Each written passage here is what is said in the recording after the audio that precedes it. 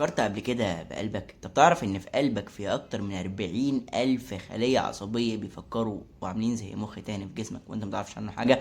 السلام عليكم ورحمة الله وبركاته. ازيك يا صديقي؟ عامل ايه؟ كل يوم بيعدي ويمر يا صديقي العلماء بيكتشفوا حاجات ويعملوا نفسهم مكتشفين عالميين ويصرفوا ملايين بل مليارات الدولارات على حاجات القرآن اصلا قال عنها من 1400 سنة. حاجات يا صديقي هم مفكرين انهم اكتشفوا الذرة، بس احنا عندنا في المصحف اللي بين ايدينا. منهم يا صديقي الحاجه اللي جاي اقول لك عنها النهارده، حاجه هم لسه مكتشفينها دلوقتي وعاملين نفسهم اكتشفوا اللي ما حدش قدر يكتشفه قبل كده. حاجه غريبه جدا يا صديقي، القران نبه عنها بس احنا ما اخدناش بالنا منها. الا يا صديقي ان القلب بيفكر. ايوه ما تستغربش يا صديقي، القلب بيفكر، وهتعرف معلومات عن قلبك يا صديقي اللي بيدق دلوقتي انت ما كنتش تعرفها قبل كده يا صديقي. اوعى تفتكر ان ده حصة علوم، ده حصة تدبر في خلق الواحد القيوم. بس قبل ما نصيك وش لايك واشتراك وتابعنا على قناتنا على السبب رابط ليه في وصف الفيديو وترك في تعليقات وتصلي على النبي صلى الله عليه وسلم. يلا بينا يا صديقي، يلا بينا نفهم الموضوع على الرايق. بداية كده ربنا سبحانه وتعالى بيقول في كتابه الكريم: أفلم يسيروا في الأرض أفلم يسيروا في الأرض فينظروا كيف كان عاقبة الذين كانوا من قبلهم. يبقى أول حاجة لازم نبص على الأمة السابقة، عشان دي لمحة من عندي كده. أما تاني حاجة يا صديقي فهو قول المولى سبحانه وتعالى: أفلم يسيروا في الأرض فتكون لهم قلوب يعقلون بها. يعني القلب بيعقل. أيوة مستغربش، القلب فعلا بيعقل. ليه؟ لأن مش كلام أنا، ده كلام العلماء الغربيين اللي قالوا إن في القلب أكتر من 40,000 خلية عصبية مش بياخدوا أوامرهم بقى من الدماغ، ده هم اللي بيأمروا الدماغ، وعنده ذاكرة داخلية. يعني القلب بيفتكر والقلب بيفكر. فمن بعد كده لما قلبك يقول لك أنا متضايق أو مش مرتاح الحاجة دي، خد واسمع كلامه، قلبك دليلك. ايوه قلبك دليلك.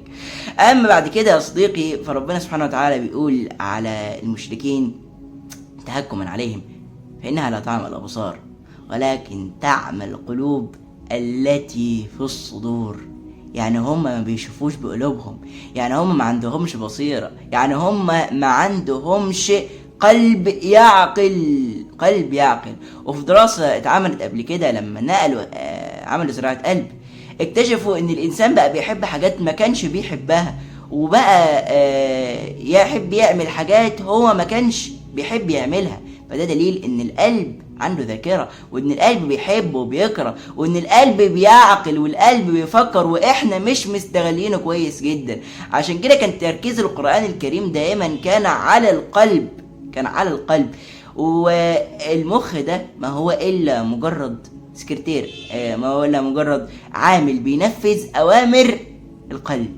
يعني المخ ده، عارف انت اقول لك، المخ ده الكائن الايه المادي اللي تقدر تلمسه، اللي تقدر تمسكه، لكن العقل اللي داخل القلب دي حاجة انت ما تقدرش تمسكها بايدك. يعني هي شيء غير مدرك بالحواس، لكن هو شيء موجود. فمعلش الموتوسيكل معدي، يعني ما اقول له ما تعديش يعني ولا اوقف الفيديو يعني. المهم فالقلب، يبقى احنا قلنا كده ان القلب ايه؟ القلب يعقل، وان المخ ده ما هو الا آلة عصبية كهربائية بتنفذ اللي بيجي لها منين؟ بتنفذ اللي بيجي لها من القلب. عشان كده النبي صلى الله عليه وسلم كان دائما يقول: يا مقلب القلوب ثبت قلوبنا على دينك. ليه؟ لان القلب هو اللي بيتغير، القلب هو اللي بيحب، هو اللي بيكره، هو اللي بيفكر، هو اللي بيعقل، هو في كل، يعني القلب ده مركز الجسم. اقول لك بقى شويه معلومات عن القلب كده عشان نستفيد مع بعض كده. تعرف ان قلبك بينبض في فتره معينه كده، مش فاكر ابن الله كانت في اليوم ولا في السنه ولا في عمرك كله؟ لا في اليوم. كان قلبك بينبض في اليوم 100,000 مرة. وتخيل كده ان انت اللي بتتحكم في قلبك، كنت طول ما انت قاعد تعمل.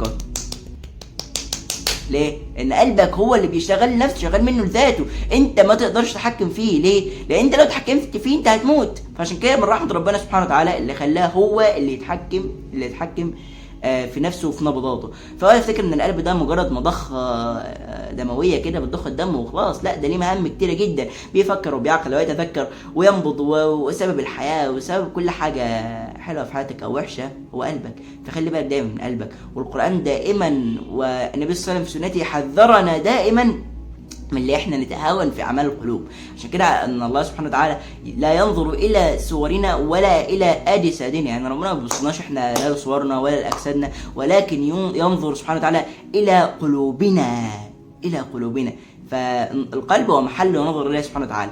فالقلب مش مجرد مضخة دم، القلب ده في حاجات كتيرة جدا احنا للاسف مش واخدين بالنا منها. فلازم يا صديقي لازم نهتم بقلوبنا وندرس منها الحقيقي، ولازم يكون عندنا تدريب لقلوبنا على اعمال القلوب، زي اللي احنا ننظفها دايما من كل حاجه وحشه، ونمليها بحب الله سبحانه وتعالى، ونمليها بحب الايمان، ونمليها بحب النبي صلى الله عليه وسلم، ونمليها بالاعمال الخيرات يا صديقي، عشان لما نيجي يوم القيامه نكون ممن قال عنهم ربنا سبحانه وتعالى إلا من أتى الله بقلب سليم. وبس يا صديقي، ده كان فيديو صغنن كده بنتأمل فيه في عظمة وقدرة ورحمة ربنا سبحانه وتعالى بينا.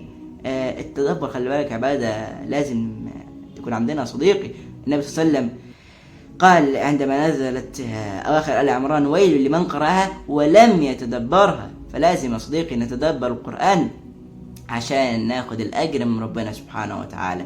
بس قبل ما تمشي يا صديقي لا تنسى اللايك والاشتراك، وهتنسى تجاوب على السؤال اللي نزل امبارح عشان الاجابه تنزل لك بعد نزول الفيديو ده على طول يا صديقي. واوعى تنسى تنشر الفيديو، فالدال على الخير كفايه عليه. واوعى تنسى الصلاه على النبي صلى الله عليه وسلم، وتقول لنا رايك في التعليقات يا صديقي. وبس كده، جزا الله عنكم وشرحنا ولكم صدور وصدقاتنا وقاتكم، فانه هو الحي القيوم، وسبحانه يعلم ان فيه يحبكم، فانه علام الغيوب. ان كان من توفيق فمن الله، ان كان من خطأ فمني ومن الشيطان. والسلام عليكم ورحمة الله وبركاته.